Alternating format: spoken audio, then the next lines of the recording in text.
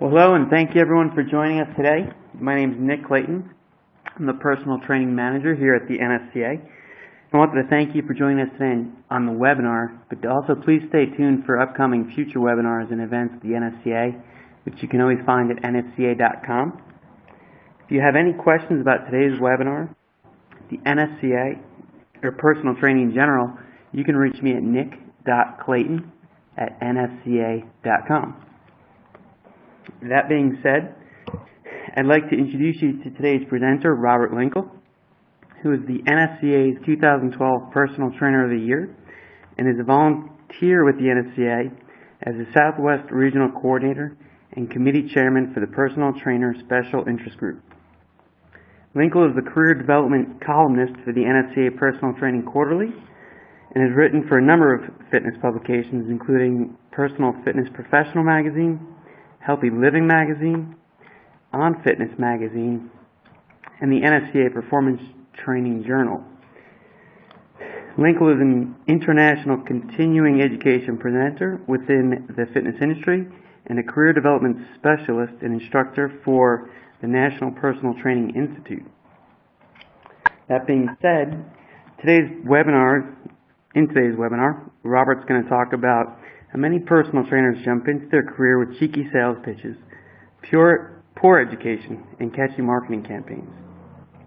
Robert Linkul today will take you through the proper steps to developing a professional plan of action that will lead you to a long and successful career as a personal trainer. That being said, I'd like to turn it over to Robert Linkul. Thank you, Nick. I appreciate that, and welcome everybody for joining us. I appreciate you coming on board, and hopefully you'll enjoy everything we have to say. So as Nick was saying, my involvement with the NSCA has been a little bit over 10 years now working with them. I love this organization, what they stand for. Really the thing that brought me to them was the evidence-based research was really kind of the key for me. Wanted to make sure that the information that I was teaching people was fully researched and able to be proven to that point in time and peer-reviewed, and that way I was able to deliver kind of the best product to my clients as I could. And so getting involved with the NSCA came pretty naturally as I started to read a lot of their content coming through college. I started in the industry pretty much right out of high school. In 1999, I became a personal trainer. I did 1 year of college in Arizona, working at a YMCA there while I attended a junior college. I was a hammer thrower, and I really enjoyed all the throwing events, but during that time I had to make some kind of living, as most personal trainers do, kind of working on the side while going to school or pursuing another career in some cases. So started working at the YMCA, got basically their in-house certification, and started working with people pretty much right away. Not a whole lot of education, no experience really at all. Just kind of got right into it. And so as I started training people, I really kind of had a realization that I didn't really know exactly what I was doing all that much, and was just kind of guessing as we went along. And I think a lot of trainers kind of get into that situation. And so the idea to get the certification and continue with the school and kind of have everything gradually go in one direction here eventually merged in with the NSCA and helped me kind of draw out this path or this blueprint or this plan of action, as we call it, where we can kind of chart out the direction in which you want to go, but we want to start with some kind of assessment where we're at now. And so we're going to dive into that here in a little bit. But as you can see here, kind of went through school until 2005. I got a bachelor's degree from Sacramento State in kinesiology, and then I got certified with the NSCA and ended up getting a master's degree in personal training and so on, and really worked my way into working with the NSCA pretty heavily from 2010 and on. One of the things we're really excited about being involved with the SIG, the Special Interest Group for Personal Trainers, is being able to help develop that Personal Trainer Quarterly. And so I really encourage all of you, the first volume, the first edition just came out a couple of weeks ago, and so I really encourage all of you to take a look through that. It's a great read. Some of the best presenters and writers that we have in this field are contributing to that, and so great content in there. I encourage you to check that out. Just a little personal information about me. You see a little picture of my baby on there. Her name is Peyton, as in Walter Payton. Big Bears fan, and she is just the love of my life. She's the greatest little thing ever. It's really amazing what fatherhood can kind of do, and bringing in some just all kinds of different emotions that I have in there. It's a whole new way for me to connect with my clientele is really what I've seen is, you know, when people tell you, oh, kids are great and, you know, you're going to love it, and you're there playing with them and kind of hanging out with them, it doesn't really feel the same. And they're like, oh, it'll be different when it's yours. Well, it really is. And so it's been nice to be able to kind of chat with them and build a little bit of a bond with my clients over that. And so kind of jumping into this here, the typical new personal trainer, this is something that, you know, just on average, kind of speaking across the industry is what we've seen. They really like to exercise, and in most cases they're good at it. You know, they've done a good job building their body and being able to, you know, maybe instruct a couple of friends or a few people here and there on the side, and they start to see that they're a little bit more potentially successful at this than other individuals are, and so they say, okay, let's maybe get certified. And so they search around, they get a certification. Some of them do, some of them don't, and then they start training part-time, basically to just supplement some income. And as they're doing that, you know, one of my mentors always told me that part-time help is always going to give you a part-time effort. And so if you're doing this on the side, you don't really have this huge driving force behind what you're doing. A lot of time and energy and effort to really commit into making this your career. And so a part-time effort here is only going to get you so many part-time results in that sense. So they'll start there as this part-time little gig on the side just to make a little extra money to see where it goes. In most cases, it's not very successful. And so as they're going, they, you know, hopefully they try to get some clients and things are going a little bit. Maybe they make the jump to being a full-time trainer, opening their schedule to just doing that. But in most cases, it kind of stays as this part-time, maybe even quarter-time career for them. So after some time, they allow their certification to expire if they even had one in the first place. And on average here, the typical certified personal trainer will sadly leave the industry in 8 years or less. And so, you know, we see a lot of these stats and organizations that put out all this information about how fast the personal training industry is growing, and you see anywhere from 13% to 25% every year. But where they kind of fail to tell you is that we're actually shrinking. We're declining. We're one of the fastest expiring professions in the industry. And so after that 8 years or so, we got about 30% of our industry is kind of falling out each year. And so we're downsizing by about 5% each year. In some cases, you can look at that and say that's a good thing. You know, maybe we're weeding out the bad or the less successful, or however we want to call that, and then showcasing the better trainers are the ones that are lasting and that are maintaining and that are staying in the field. But on the other side, we are getting smaller. Why are these individuals dropping out? Why do we have such a drop off every year, and why can so many trainers not make it past that 8-year mark? And so that's really what we want to kind of jump into and get the idea. And a lot of times it starts with just making some general mistakes that personal trainers, unfortunately, when we go to get our certification, we don't get a whole lot of education on business. And so these are these really common mistakes that we make that build up and eventually kind of lead us into a direction that it's a lose-lose situation, and it's really hard to fix. And so looking at what most people do, they get certified, hopefully, and the first thing they do is they say marketing. We've got to jump into marketing. And so I got to get my radio ad going and my newspaper ad, and I'm going to get on TV if I can, and we're putting flyers on cars, and we're going to events, and, you know, anything that we can do on there. My social media, I got my website out, and we're going to do a community outreach project where we're going to do a fundraiser and get food and clothes to donate, and they do events and all this stuff to market the product. Okay, but the problem is that you don't have a product yet, and this might sound kind of mean in the sense, but what are you marketing? You know, you don't have anything. You haven't built anything. You haven't trained anyone. All you've got to this point is a certification. So they throw out all this marketing, and off it goes. And in most cases, these marketing techniques, if applied correctly, they work. And so people start to show up. So what do we do now? Well, we haven't developed any systems. Issues start to come up, and now instead of being able to be ready because you've practiced your goal and you've practiced your craft and your trade, we haven't done any of that, so you just start troubleshooting. We just start on the fly. What do we do? Oh, I got people coming. I need paperwork, that's right. And you start throwing together paperwork, and then you're like, I got 2 people that want to come at once. I've never trained 2 people before, and so how am I going to do that? And we start to skip all these steps. You really don't have a product that's been mastered by any means, so we kind of label that as an unmastered product. And two things that I like to preach a lot to my students and to other trainers. You have two things that we have to establish with a client. You have to establish their trust, and that goes both ways. They have to trust me, I have to trust them. We also have to establish value. Okay, they're not going to pay for a product that's not any good, that doesn't deliver a result, or that they don't think is working. So two things we're always going to hit at, trust and value, trust and value. We always want to hit on those. So in this case, when you have clients come, you've marketed, they've come in, and now they're trying the product, and it's not really working, or it's not organized. Cosgrove kind of told us the story about an individual blowing up a balloon. Every little bit of effort that you put into making this career is one more puff into that balloon. And so you're blowing up this big balloon, and then you can have just one little moment, one little prick of a pen, something that happens to that reputation that pops and damages the whole thing. And so this is one little case of that. You've had people come, and they try your product, and it's not any good because you haven't done it yet, okay? You don't know how to do it yet. And so your reputation's getting damaged just a little bit, all right?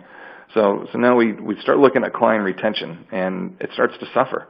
Okay, so yeah, we have our client retention starting to suffer. Okay, we have that's basically becoming an issue due to the inability to develop that lack of, the ability to trust and the ability to value. You have an unmastered product still, and your reputation has been damaged a bit. Okay, so now we're moving into these affective connections, these personal connections that we want to be able to make with people. And it goes a little bit deeper than just seeing them and saying hello, giving them a workout, sending them out. Your clients start to become part of a small little family. It's a little subculture of individuals that you're working with at your facility. And so you really want them to buy into that. They need to know that you care more about just the dollars they're getting out of their pocket. You value their family, their spouse, the trips that they're going on. You want to help them achieve their goals. You know about their culminating events. Like all the things that are just truly important to them.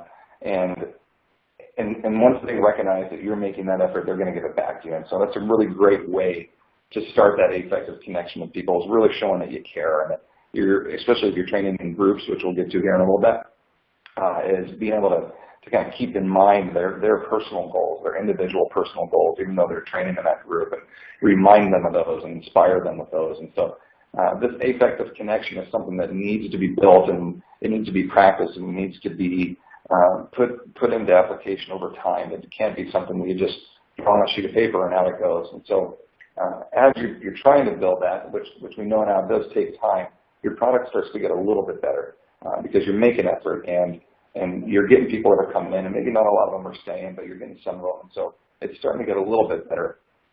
But you're losing people, and they're leaving, and if they're unhappy, in most cases, they're telling a lot of other people. So that you get the rules of 3 and the rule of 10. If someone really likes the product that they're getting, they're going to tell 3 other people how great it is. If they really don't like it, they're going to tell 10 other people how terrible it is. And so now we got a bunch of people out there kind of talking bad about this product, about your product. And so now the reputation is damaged even more, okay? So this takes us all the way to the end here of this really bad business plan that we've kind of put together. And you have no trust, you have no value. You basically, for the most part, have no connection to your clientele. The retention of your clients is minimal to none. You're not getting any referrals because they're not talking good about the product, because your product isn't good. And they're starting to feel like they're wasting their money. So at this point, your reputation has just totally been damaged. And I always kind of joke, like, you're going to have to move to the other side of the country to kind of start over on this and see, what your next step will be in making your career restart. And so what we should do here, the basic steps of what I'll suggest you and encourage you to do. The first thing we're going to start off with is just basic education. Okay, the certifications are great, and obviously there are ones out there that are better than others and so on. But really the focus on that is get your certification, and once you have that, it doesn't stop. You have to keep learning. I tell my students often, there is no top of the mountain. You don't know it all. You haven't learned everything there is to learn about this topic, because there's just constantly research being done on it, constantly finding ways. And we'll talk about following some of these people in the industry on all the research they're doing, and they're delivering you that content so much quicker now. Better ways that you can teach your clients and show them when you go to these conferences and you go to these clinics and you're reading journals and all these types of things you're going to start doing, how you can apply it to them to help them reach their goals so much better. So step number 1 is just continued education. It's nonstop. You're always building your product. As an example, we Just recently, in maybe the last 2 years, started researching more about spinal alignment when squatting or doing deadlifts, and this new technique of tucking your chin in and kind of keeping it in line, the efficiency of that. And so I've been telling people for almost 15 years, look up when you deadlift, look up when you squat, see where you're going, and, arch that back up as you come up and through. And one day I just came in and said, hey, I've been learning this new technique, clients, and I want to try this. And they all like, well, it doesn't make sense, and it doesn't feel very comfortable. And as we kept practicing it, all of a sudden they started to perform better, and they're like, hey, you were right. And I said, well, no, it's just research, it's the industry. And so little things like this are going to start adding up that are going to make you look so much better to your customer because they're receiving a really good product, okay? So ever-changing product, it's continuous, and you'll see down here at the bottom, step number 1 never stops, okay? You're always educating. The second thing we want to focus on is the affective connection, okay? Establishing those two things, the trust and the value, and just being able to build a good product, just starting to work with people, even if it's in a volunteer basis, in a mentorships where you have to pay other trainers to be able to come and work with their clients or work with their groups, internships if it's for school and you're getting out and you're earning credits but you're also working. So many trainers nowadays, they're afraid to get in there and have to be the person that cleans the equipment. So what? You have to clean some equipment. You're around all these trainers that are established and they're dedicated and they're in there working with their clients and they're banging it out every day and they're doing great. So clean their equipment, put things away, and then learn. Ask them questions while you're there and really dive into the product and start to learn about it, okay? The other way you can really learn about how to connect with people is by reading. So through the educational things, especially you'll find in the new Personal Trainer Quarterly, we have career development columns, and we have content in there that's going to teach you, how to relate to your clientele, psychological aspects of that and so on, okay?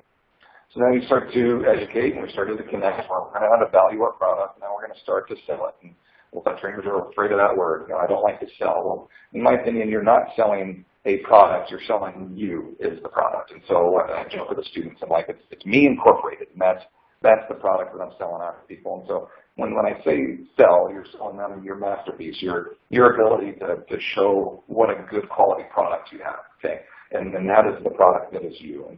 And so you're connecting with them. You have the affective aspect of it, but you're also putting all this time into making a really good product. And that is the product that is being mastered in that sense, okay? So how can I do that with one person? I'm going to get experience doing that. And that might take, 6 months or a year or however long it takes you, okay? I'm really good at training one person, and you're connecting with that one person, and you're educating. Now our next step in that is to be able to sell and train many people. In some cases, this happens easily and quickly, where you get a client comes in, and they say, hey, I'm interested in coming. And you say, oh, great, let's get started. And they do one session. They say, you know what, my spouse would love this too. And the next session, you have 2 of them there. In that case, that's great. It's going to give you even more experience. But most personal trainers look at the industry as a one-on-one business. And over the last maybe 8 or 10 years, we've really had this big merge in the industry to start training semi-private groups or larger groups in kind of boot camp environments and so on.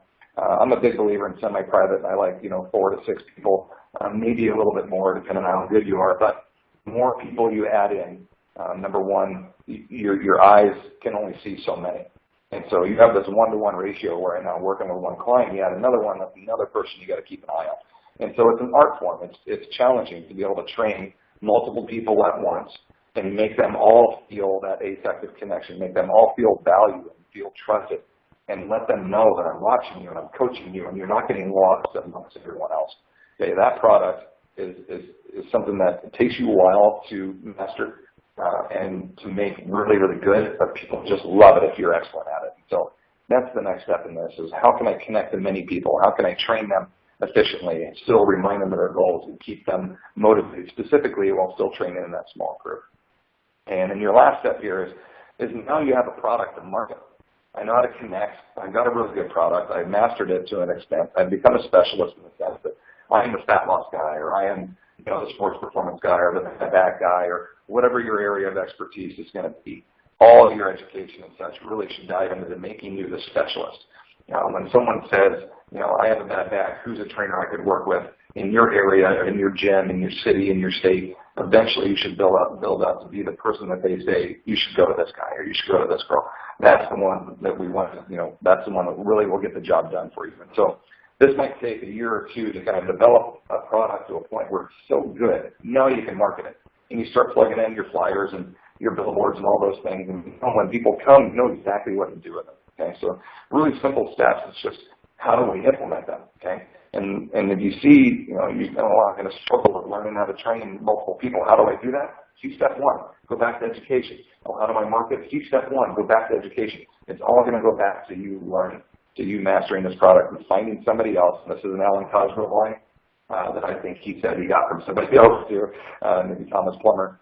You want to find somebody that, as a mentor, that has been there, that's done that, and they're still doing it. And that's the case, is we want someone that's still out there really doing the job that you want to do. The career that they've built is the career that you want to be doing. And so you find that person, you go and learn from them. I love it how Alan said it's not a cost, and it's an investment. If you're going to go buy his mentorship program, or you're going to go learn from Todd Durkin and you're going to buy his mentorship program, or you're going to buy their books, or do their online education, or whatever the case is, it's not a cost. It's an investment, because you're going to learn all these great things to make you better at building your product, at your brand, at your expertise. Okay? So that's really the emphasis of this, is that continued education. Okay? You're going to improve that area of expertise. And you can see here I threw up a couple, maybe Olympic lifting, powerlifting, your sports performance. It can even be like implement-based, if you're the battling rope expert or the kettlebell expert, yoga, Pilates, whatever it is. There's a whole list of them on there. And so you need to kind of pick which one you want to be. And from my career, I picked, maybe 7 or 8 different areas of what I'm going to be an expert in. I started in sports performance. I was all about training athletes. I'm only going to train throwers, because that's what I was. And then, I got into Olympic lifting. I'm like, yeah, I want to be an Olympic lifting coach. And then I hurt my back. I'm like, there's lots of people out there with bad backs. And so all of this still is within the fitness industry, within the fitness realm. It's just which area are you going to pick. And so it's okay to change it. But if we don't have any idea what direction you want to go, it's hard to start learning about that. And so you need to pick. Okay, so let's say sports performance as our topic. All right, I want to be a sports performance expert. I'm very passionate about it. Something that I want to do, not something that I need to do. Okay. And so they're like, well, I'm really good at boot camps and I'm good at training people in groups. I just don't really like it. Well, it's going to show. It's going to show in their product that they don't really enjoy themselves, even though they might be good at it. In my opinion, you do the thing you really want to do. And when you want to do that, the money will come to you. The clients will come to you because they'll see how passionate you are. Okay. The whole idea, though, of this is to make your expertise this brand of you, of me incorporated. Okay. So when we throw this Nike logo up there, I don't have to ask people what is this. They just say Nike, and I say, well, how did you know that? And they've done such a good branding of their product to just associate it with a logo. They don't have to put on there Nike, we make shoes, or Nike, we make athletic apparel. We just know that Nike is affiliated with this area of expertise of athletic performance, basically footwear and some other good stuff. But we know that because they branded it everywhere. And if you have a trainer that's wearing Nike clothes and Nike shoes and they have a Nike bag and they're affiliated with something of that high caliber of an area of expertise, it brings more prestige to that individual. And so that's what we want in your area. We want your name and your picture to affiliate right to your expertise. Okay? So when they see a picture of you, they should think Nike, right? They should think bodybuilding. They should think battling rope expert, whatever that area might be. Okay? So once we have that area of expertise and we know exactly what it is that you want to be, or at least the direction you're going to go in, you're working on establishing your trust and your value with people. And there is an article in in the Performance Journal for you NSCA members. You're welcome to look this up, a little bit more explanation on developing trust and value for personal trainers. So it's in the Performance Journal, volume 12, issue 1, if you'd like to read a little bit more about that. But really the whole goal of this is finding, we call it an N. Okay, it's a way to make a personal connection with someone. In most cases, this is done during the assessment. We have an opportunity to sit down with somebody. And in many cases, they might be nervous or they're scared to share all that information with you. Of, I had a bad back, or I had cancer, or I had a child that passed away, and this has motivated me to, whatever the issues might be. It's hard for them to let all that out. And so, if they trust you enough to that point where they're going to share that information with you, feel free to share some of those same things back. Feel free to make it a conversation. Because it is all about them, but you're still in an opportunity to develop some trust in your product and in you. So if they come in and they say, oh, I have a really bad back, I hurt myself, working in the yard, you can say, oh yeah, I have a bad back too. I, had surgery in 2008 and, had to rehabilitate and stuff. So I know what you're feeling. I remember that sciatic pain or whatever the connection might be with them, okay? Maybe it's the same goal You know, if they're here for fat loss, well, you know, I'm a little bit overweight, then maybe I'm working on losing fat too, and you guys can talk about that. And, you know, what's your eating habits like, and, you know, what kind of protein do you drink, and, you know, all those kinds of things. So you certainly connect with them there. Same interest. Maybe they come in wearing you know, a Chicago Bears t-shirt. Like, oh, my daughter was in Navy after welterweight. And, you know, you start to connect there. It's just a way to build this bond. Common injuries is really a good one, too, like I was kind of talking about with the lower back. You know, this bond can be something that lasts a really long time. They have to like you as a person before they're even going to try your product in most cases, okay? So we're building this schedule we call lifers. People that have earned the trust, goes both ways. I don't have to ask them every week, hey, are you going to come next week, Monday, Wednesday, Friday at 7? I just know they're in the book. I know their schedule. And that's what I want. I want a clientele. I want a book full of lifers, people that are just committed, okay? So here's a little acronym that you might see in both NSCA books. That's the matter. You're motivating your clients while you're training them. You're trying to educate them. And if you can't really work with them, or you feel you're outside your scope of practice, you're going to refer them. Okay. I do a whole other talk on referrals, but how it's not like my client's gone. There they go. I've referred them off. You need to be able to work with a physical therapist and work with a doctor and keep them going in the right direction, both in fitness but also in their health. Okay. So we really have to matter to them. Those are great ways to earn their trust and to build some value. That strategy session, or the assessment session that you do with them, is kind of the blueprint. You're educating them on what you're going to do with them. You're also going to forecasting. Here's what we're going to do for the next 8 weeks or 12 weeks, or, you know, whatever the case might be, whatever their time length is. You know, they have a high school reunion they're going to, or a wedding for their daughter, or whatever it is. You're going to blueprint that out and kind of show them, here's the direction we're going. When it's all laid out for me, and I can see that the individuals put in a lot of time and charted all these things out, and they put some research into it, I feel better about it. You know, doctors are very good at this too. They come in, they have everything all kind of charted out for you. You know, I see your past history, and here's the direction I want to take it. Here's the new medications we're going to try, or a new technique we're going to try. And it just lets you know, like, man, they really took the time and they invested into finding out about me, into thinking about what we should do in the future to make this better. You're not just processed like another number. Okay? So that connection is really, really key, and just some good techniques on how to do that. Right? So now we're kind of jumping into the idea of selling one-on-one or connecting with that one person. Okay, you're going to show them personal attention. This happens all the time. But really good ways to show them that personal attention is by constantly reminding them, I shouldn't say constantly, but often reminding them of their goals and what they're there to train. One of my favorite things to do is kind of pick the number one thing that they're there for. What's the reason that they're training? They're like, I really want to, be able to do a chin-up, and I've always wanted to do one.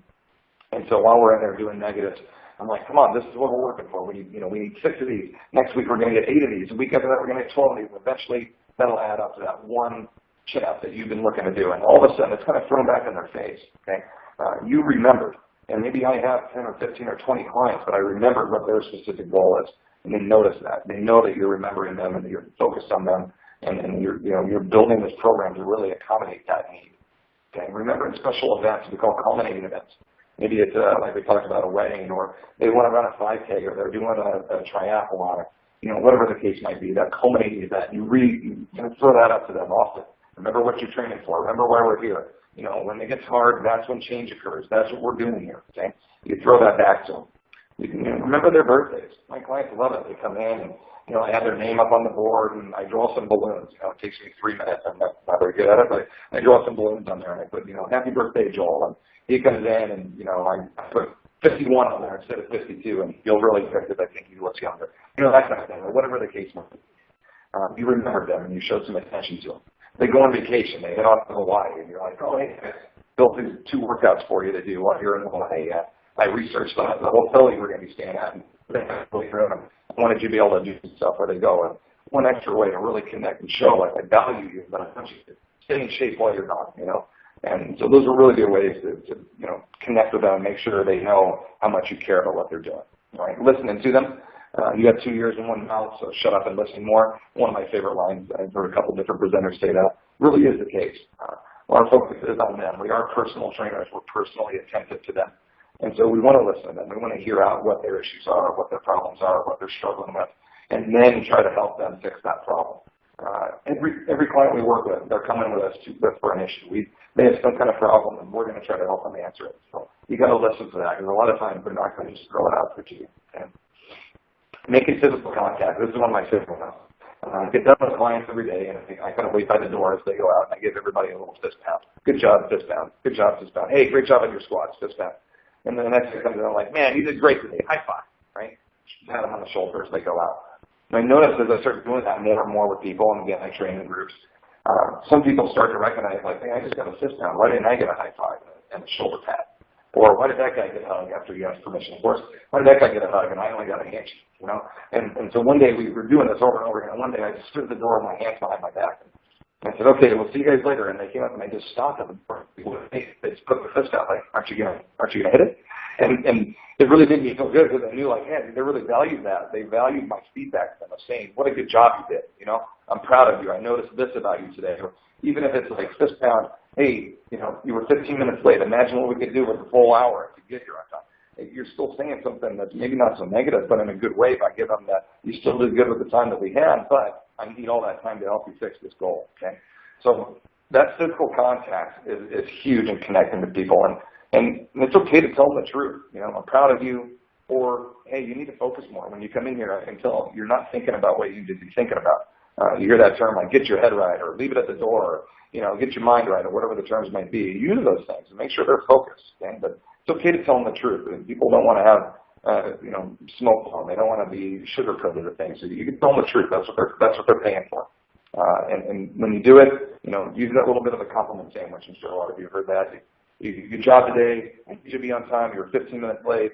Imagine all the good things we could do to make you accomplish that goal, all the hard work that you're putting in on that other time. So you kind of package it in there with a good, a bad, and a good, and you focus on those. So good physical contact, reminding them of their goals, listening to them, good, you know, good communication skills with them. Those are really a lot of things about how you can connect with your clientele. Okay, when you're really good at that, now you can start bringing in multiple people. And the way that we do it is our groups are based on a client's outcome or their needs, not on time convenience. So when the client comes in to me and says, I have a bad back, I want to get it fixed, I have a group of people that I train to that bad back. And so I have a group at 6 or I have a group at 8, which one works better for you? I don't let the client come in and say, well, I want to work out at 7 o'clock, what do you have? I dictate to the client when my product is available to them. Because my 7 o'clock group is a high intensity group or it's a strongman group. Why would I put them in there if it doesn't match what we're really trying to do? Okay, so in our groups, everybody has the same goal or at least the same outcome that they're trying to achieve, and maybe be a physical limitation or just fat loss strength gain is what most people are going to have. Okay, so when you start kind of putting these people together, or however you group them, a great way to kind of start off is this: is find somebody who's doing it already, like we talked about, and they're good at it. So you're going to observe them. Okay. Once you're observing, don't just sit there and watch. You know, take notes, ask questions, get involved, ask if you can get some experience. So, can I either participate as a client, or can I help coach on occasion? Some of maybe not so technical areas, the warm up and the cool down, or you know, maybe the basic strength components or whatever it might be. Right? It's good to participate as a client as well, because you get to see things from their side of view.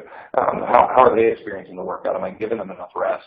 You know, are they using the right load or getting the right cues?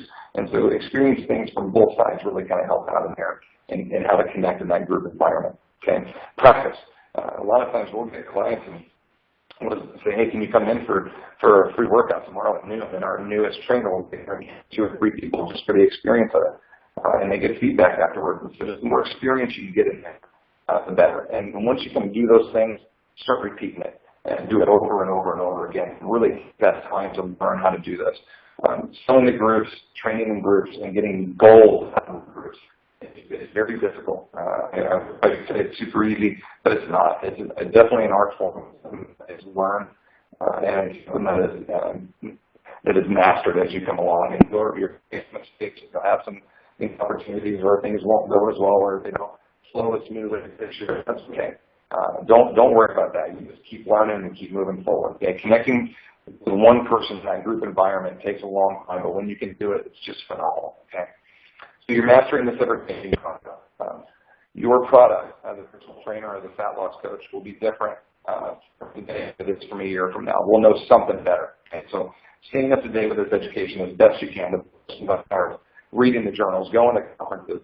You know, self-studies are some of my favorite ones where you're looking at a topic that is most prevalent to you in your day-to-day basis. So I have a couple of clients that had partial knee replacements. I was like, what is that? So I started to research what partial knee replacement was, got some information, printed some things, and wrote up a little review about it, and that was a self-study. I just wanted to learn something more. You can submit that for CEUs, but also it's an opportunity for you to learn some more things. Okay, so self-studies are a good way to learn a little bit, get some CEUs, but not necessarily cost you a weekend going to a conference. The value of learning all these things and keeping up with the ever-changing product is huge. And so one of the techniques I like to use is the newsletter university. Follow the individuals that are in your field of expertise and subscribe for their newsletter, get on their social media, watch their YouTube pages, read their newsletters and sign up for those, check out their blogs, whatever the case is. These people want to contribute knowledge to the field. And they want to do it so badly, they're going to put it up on all these sites and then these newsletters and all this for you for free. And so why not accept that, I'm sure they're going to have something on there. We'll learn more here by buying this book or whatnot. But take the information they're giving you, sign up for a bunch of those, and follow as many people as you can, because they all have something good to say. Okay? And we say, like, you can't learn just good stuff. There are things that you're going to learn there that's going to help you formulate an opinion of why you don't agree with it. So you're always going to learn something good, no matter what you have, even if it's helping you formulate an opinion of why you don't agree or why you think something might not be the best way to do it. Okay? So you've got your product, you can connect, you can sell to one, you can sell to two, you can train groups of people, you've mastered your product to a sense, and now you've signed up for a bunch of different ways to continue to educate yourself on this ever-changing product. Now it's time to market. Okay? And by no means am I a marketing expert, but this is the key here, letting your demographic pick the appropriate tool for you. So doing Twitter shout-outs to clients for 25% off that you're targeting 55 and up age groups, probably not going to work. So that's what I mean by allowing the right tool to work for your demographic. If I'm trying to reach people who are 55 and up, in a lot of cases, they're still going to be reading newspapers, they're still going to be watching the nightly news, they're still going to listen to radio, AM, FM radio, but those are things that they grew up with doing that are still kind of routine to them, so that's the right tool for them. If you want 17 to 25-year-olds, get on Twitter, get on Facebook, get on Pinterest. Use the right tool that's going to help you market to your clientele. And again, if that's something you really need to focus on, and I suggest, working with somebody who has an expertise in marketing. Lucky for me, my father was an individual that was able to help me and kind of critique some of my efforts. All right, so now you're established and you're going and you're in the business and you're doing well. We need to fill in the gaps. Okay, everybody's got gaps. Everybody has these areas that they're really strong at and some areas that they're very weak at. And so this is a moment of honesty where you need to just make a little chart, strengths on one side, weaknesses on the other, and just start writing them out. Okay, I'm good at teaching progressions, and I'm good at the initial interview and the assessment, and I'm good at personal connections. However, I'm not so great at program design. I'm not very good at reassessing my clients. I forget to do that. Maybe my marketing, my social media skills are kind of weak. And so just brainstorm and just throw it all out on paper. Okay? Once you have it thrown out, then go through and number them. Like, which one am I absolutely the best at? Okay, so I'm really good at working the floor. I'm great at going out and talking to strangers and recruiting them in for business. I'm very good at doing the orientations and so on. Things I'm just really not good at, marketing is my worst thing. Okay? So just go through and number those and then reorder them out so you have them all in your 1 through 9. Now we have a little bit of a list of things that we need to address. The things that are my strengths, a lot of trainers will make this mistake and they'll say, well, I'm good at that. I don't need to learn any more about it. And they say, well, let's fix the weaknesses. Well, the reason it's your strength is because you're passionate about it, because you've put all this effort and time and energy, and all the things you really like to do is you put your body into learning that, your mind into learning that. So why stop doing it? Keep doing that, because that's just going to make it even more of a strength for you. However, we want to bring up the other end of it. We want to make this weakness a smaller gap, a shorter gap. And so you can take those, and I like to take the top 3 and to say, here's the 3 strengths that I'm really going to dive into, and here's the 3 weaknesses that I'm going to dive into. And so you can use those 1, 2, 3 on each side when you're looking at conferences or journal articles, and say, here's an area where I can get better at marketing, where I can get better at reassessing my clients. Here's what Mike Boyle does, or here's what Todd Durkin does, or here's what Dan Johnson suggested. So you can use those individuals and their content to help you fill in those areas. Don't just go to the conference because it's the national conference every year, or because it's the summit that's come. Look at the presenters and see the content. Say, I definitely want to be there for that. The conferences, the committees, and these organizations are getting so good at filling each conference with just some great content where it's hard to find a conference that doesn't have something for you.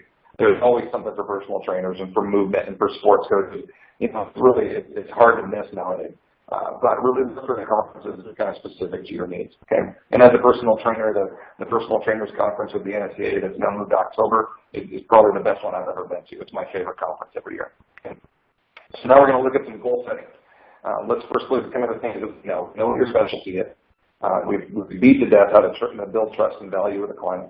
You know how to connect to them and your personal components of personal training. You're keeping up your product. You're building your way at your business. Things are going there. You're getting better at marketing yourself. We've found out your strengths and your weaknesses. Okay, we've taken the 3 that we're going to work on. We're trying to fill in our gaps, and now we got to put it all down on paper. Okay, so something that I've kind of brought together and borrowed. Still little pieces from here and there, and the Cosgroves were the first ones that really showed me how to put all these things down on paper. Okay, our goal is not real unless it's written and it's published out for all to see. That's something I want to do. Especially with my students and other trainers I work with. Every 2 or 3 months, we'll put a goal sheet up like this. It has the area of focus, my 3 things that I want to work on. I'm going to get, and these are for the students here, I'm going to get my NSCA-CPT. I'm going to find my area of expertise, and I'm going to start building that clientele of lifers. And so that's going to take them, 6 months or maybe a year. And so the goals are built specific to that. We start down at this long-term goal. This can be 3 years, 5 years, 1 year, however you want. And you're going to put in the things that you want. And then the box back from that, we're going to go into the long-term goals, which is maybe a year from now or 2 years from now. But those goals are going to be specific to help your very long-term goal occur. And so it's a roadmap that goes back, all the way to your short-term goals. And so with the CPT, for example, as an example, okay, I'm going to purchase my marketing materials to schedule my exam. And 6 months, I'm going to schedule the exam. I'm going to take it, and I'm going to make my interviews. And so that goal is studied for, scheduled, and accomplished within the 6 months that I wanted. And the goal is to find my area of expertise. And so that bleeds into kind of the next one here. I'm going to start working with mentors, and I'm going to start, going in to see different trainers work. I'm going to start looking at different topics and conferences, and start listening to some of my peers and hearing what they have to say and reading books. And so you find your area of expertise. Maybe that takes you up to a year. Okay, and then your goal ultimately was to have a schedule full of lifers. Well, after I found my area of expertise, and I've been in this for 2 or 3 years, and I keep educating, keep doing better. Well, by year 3, I have 25 plus lifers. Or, I'm training 50 sessions a week is what I really wanted. I've evolved basically this job, which is always associated with something I have to do that just gets me by. That's something I don't look forward to, is now merged into a career, something that I love, something that I can't wait to get to, something I look forward to all the time, but I have a hard time not thinking about. And that's what we want the sheet to say. We want it to take you from the entry step of the goal to the concluded goal, to thriving and moving on and kind of building into that next level. Once you get this thing put on paper, put it out there, let people see it. It does put a little pressure on you to succeed, but that's okay. It's a good technique to do with your clients too, is where you're able to take some of their goals if they're not too personal, and put them up on the walls and let them see the things that they're training for all the time. Okay. So a couple of tips just from me. Very first one, get a mentor. Don't be afraid to ask people for help. Even if you're willing to pay for it and you have the funds to do it, like I said, and like Alan taught me, it's not a cost, it's an investment. Okay. Mentors are people that have done all the work up to this point to create this product that you see and you're like, that's what I want. So go and learn from them. Okay. Get a mentor. It's not necessarily something you can do all by yourself or all on your own.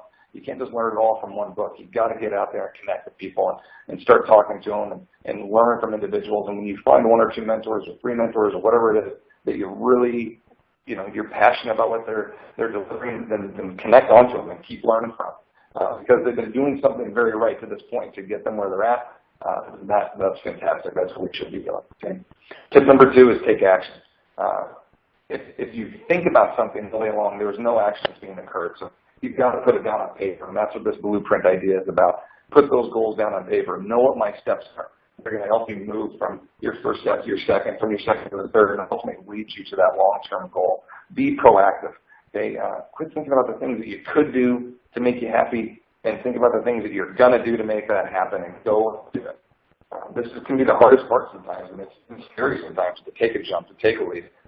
Timing has to be right, and it has to come to you at the right moment. However, thinking about it and taking action are two totally different things. You can think about something all day long, and I guarantee it's not going to happen. Where if you take that first step and making it happen, the next one will come and the next one will come. So I really encourage you, be proactive. Get out there and go after the things that you want to go after. One other tip that I want to mention on there too is getting involved with organizations, whoever it is you're certified through. Of course, with the NSCA is probably one of the best groups of people or subcultures of people that I've seen, it can be at 50,000 strong. Across the United States, it's broken up in all these regions that you can connect with, regional coordinators and advisory boards, and then each region then is broken down into states, and each state has a state director and their advisory boards. And all these individuals, they're all volunteers. They're all out there just to help make the industry better and the product the NSCA delivers as far as conferences go, and help with the certifications and contribute to the journals. Pretty much all that is done on a volunteer basis. And so if you want to work with somebody and you want to learn from someone, volunteers are almost better choices because they're the ones that really are going out of their way to help it get done. They're the ones that really want to make that difference.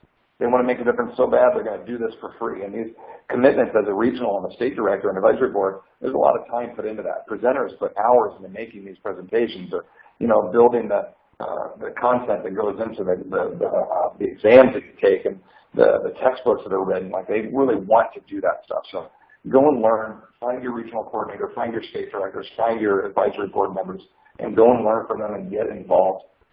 Networking is such a huge component of our industry. I think so many people neglect it, and I just really encourage you to get out there and talk to people in your field, your areas of expertise, the ones that you're passionate about, and just get involved, get back to this industry, because the more you get it, the more it'll come back to you. Okay? I really appreciate all of you attending this.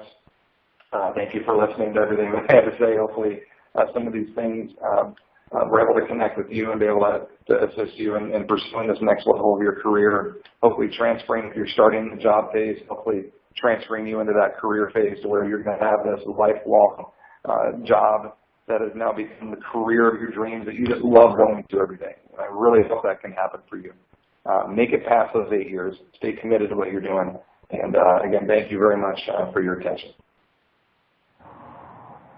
Well, great. Robert, every time, I have a chance to hear you present or speak, I always pick up some really good nuggets. And, I hope everyone that was listening also did. So I want to thank you for that. Got a few quick questions for you if you still got some time. Sure, fire away. You mentioned, developing a plan of action for your trainers. And you threw up the chart on, filling in the gaps on where you're strong and where you're weak. Do you have any advice for the people listening in terms of how do you actually evaluate those areas and where do you come up with them? How do I know if I'm good at communicating or weak on program design? Any advice on those thoughts?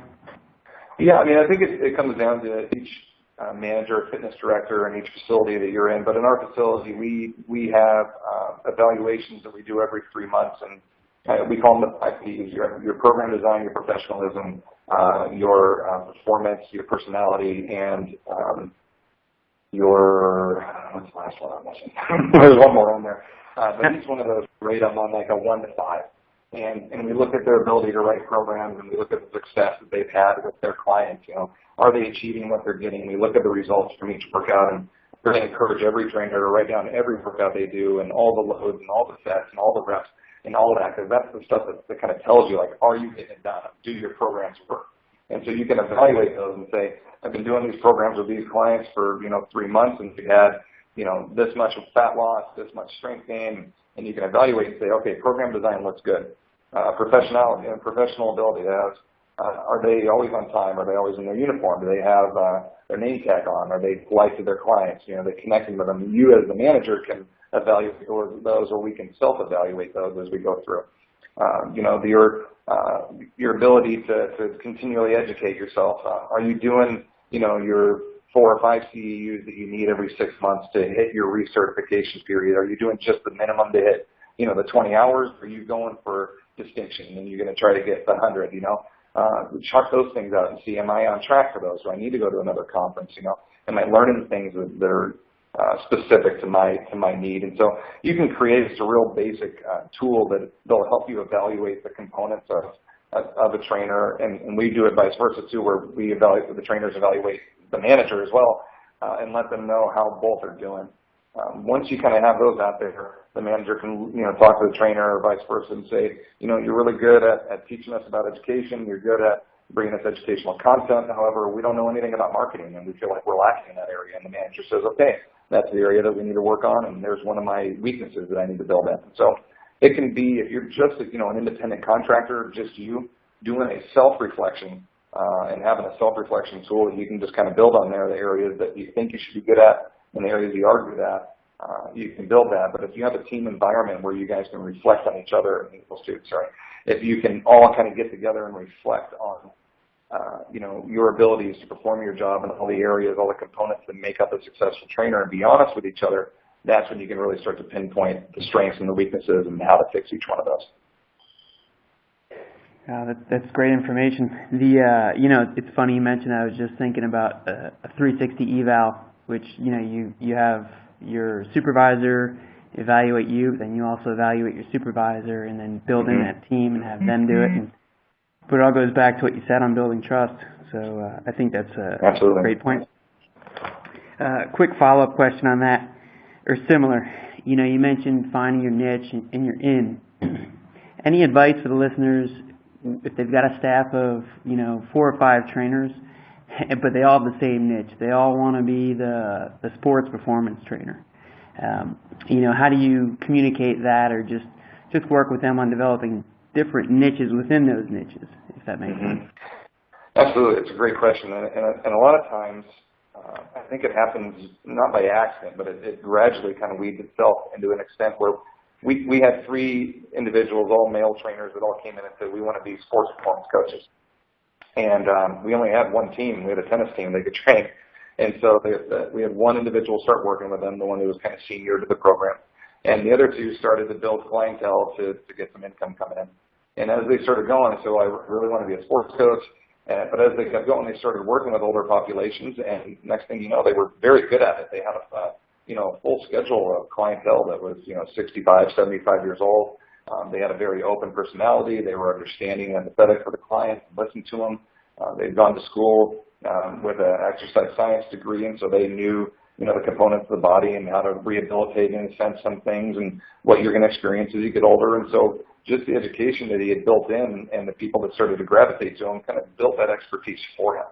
And then our other trainer was very sports specific. You want to just work with with baseball players or just with power athletes. Well, there's all kinds of expertise within the title of sports performance. So you could look in there and under sports performance, you could have powerlifting, bodybuilding, and Olympic lifting. Or it could be all of your other sports. It could be all those sports with recreational athletes, with professional athletes, with youth athletes, with individuals with disabilities, and Special Olympics. Or there's so many options that come under the title of sport coach that there should be enough to kind of go around in that area of expertise. So if you have so many people that are just stuck on the one idea of I have to just train this one team that's here, of course you want them to be open to the idea of reaching out and trying some other areas of expertise to see what they like. We kind of make a joke that it's like speed dating. I'm going to go and spend a little bit of time with this one, and if I like it, I'll give them my phone number, and if I don't, then we're done. I'll go on to the next one. And so we'll experience a couple of different opportunities, different sports, different components that you'll eventually kind of find one other area or one other niche that really kind of calls to you, but still under that heading of sports coach or sports performance coach. So I think those are a couple ways where a lot of times it'll take care of itself, but also just guiding them in directions where they're still applying sports performance and sports programming, but it's just to a different clientele of what maybe they originally thought of. Great. Changing gears just a little bit. You mentioned in the presentation, connecting with clients and building that trust. A client comes in, I have low back pain, and you can relate to them, say, yeah, I've had it too. Mm-hmm. What's your advice on dealing with a trainer that's basically got 2 mouths in one ear? They speak too much about what they've done. They don't listen, but they don't know that they don't listen. Yeah, it's tough. As a coworker, it's even harder, but as a manager, it's sometimes easier because you can bring them in on their evaluation and say, here's the things that, I'm seeing when you're working with your clients. You're talking about your boyfriend or your girlfriend too much and your weekends that you're doing, and you're also on your phone, and you're really not showing them the attention that they need. You're not having those 2 ears open and the one mouth, as we kind of talked about. But as a coworker, as a self-reflector, it can be challenging sometimes. And it takes a open and honest mind to look at yourself from the consumer's point of view and say, am I giving them what they're here for? I think we see this a lot with trainers that, I'm a kettlebell expert and I love kettlebells, and I get a guy that comes to me that has bad back, and I'm like, we're going to fix that bad back by doing all these kettlebell exercises. Well, they might benefit from doing some band work and progressive resistance and body weight movements, but because you're so passionate about kettlebells, you're inflicting now your thoughts or your passion onto the client rather than giving them what they need. And so it kind of goes the same way. We need to be able to look at ourselves as a professional and say, honestly, am I giving the client what they need? Am I listening to the client, or am I talking too much? Am I, do I come across arrogant? Do I come across intimidating? Do I come across as passive? How am I received? How am I perceived, to my clients and to potential clients as they come in, and be able to look at yourself with that open mind and that open eye and say, here's the things I need to fix. Again, it's a lot easier when you have someone that manages you, or some coworkers that you can, get together and do some observations of each other as they train, and they can pick up on maybe your idiosyncrasies or things that you constantly say or cues that you're missing, and just help you improve. But personality traits are that same way. It can be hard. I wouldn't say that there's too much of a good personality. It's great to have people with good personality. It's really hard to coach personalities that are not so outgoing sometimes. But we do have to keep the idea that it is personal training. It's focused personally on the individual you're working with. And that's where the focus needs to stay, really, no matter what we do with them. Well, excellent. Well, Robert, we're out of time. I want to thank you again for taking the time to share this information with us. For everyone listening, just a quick FYI, as an NSCA member, you have access to the journals, the Personal Training Quarterly, which is brand new, and it's a peer-reviewed journal just for personal training. We've got the older issues of the Performance Training Journal, and then also in the Membership Services page, there's a number of videos on career development and a lot of information that Robert covered and touched on that you have access to as members. So with that, I want to thank you for attending. Again, my name is Nick Clayton. I'm the Personal Training Program Manager here. If you have any thoughts or feedback or input, anything at all, feel free to reach out to me. I'd be happy to hear from you. My email is nick.clayton, C-L-A-Y-T-O-N, @nsca.com. And I hope you enjoyed it, and have a great weekend. Take care, everybody. Thank you, everyone.